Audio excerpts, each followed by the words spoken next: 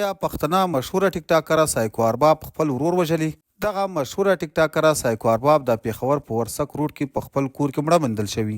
د پېښور مشهوره ټیک ټاکره سایکو ارباب چې په ټیک ټاک باندې تقریبا 1 بلین فالوورز وو او د سایکو ارباب په نوم باندې د هغې د ټیک ټاک اکاونټ وو. د دې خپل نوم سیماګول او په ټیک ټاک باندې به مختلف قسمه ویډیوګانې جوړولې. په سوشل میډیا اکثره خلک دا هم لیکي چې دا د خپل ورور یاسین لخوا وژل شوی ده.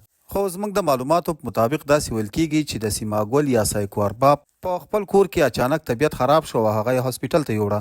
دلته بیا دوه خبرې کیږي، یو دا چې خلک وایي چې هغه هاسپیټل ته په لاره وفات شوی و، او بله خبر دا چې اکثره خلک دا هم وایي چې هغه هلته په هاسپیټل کې ساه ورکړې وه او هملته په هاسپیټل کې وفات شوی ده.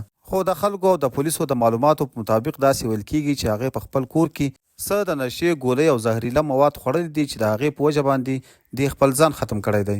کله چې د سایکو ارباب په اړه باندې دا خبرې په سوشل میډیا باندې چلیدلې، نو د هغې ورور یاسین چې په اسلام آباد کې اوسېدل، نو د هغه انټرویو هم راغله او هغه په خپل انټرویو کې وایي چې زما خور سایکو ارباب په خپل کور کې اوسېده چې اچانک یې طبیعت خراب شوی او سمدستي یې هاسپیټل ته وړي، او کله چې هاسپیټل ته ورسوله نو دا ختمه شوې وه او وفات شوې وه. ملګرو، اوس نو پولیسو د سایکو ارباب د کور څخه، د هاسپیټل څخه او د هغې له ورور څخه هم تحقیقات شروع کړي دي تر څو ټول ثبوتونه راټول کړي او د سایکو ارباب د مرګ په اړه حقیقت خلکو ته وړاندې کړي چې سایکو ارباب د څه په وجه وفات شوی ده.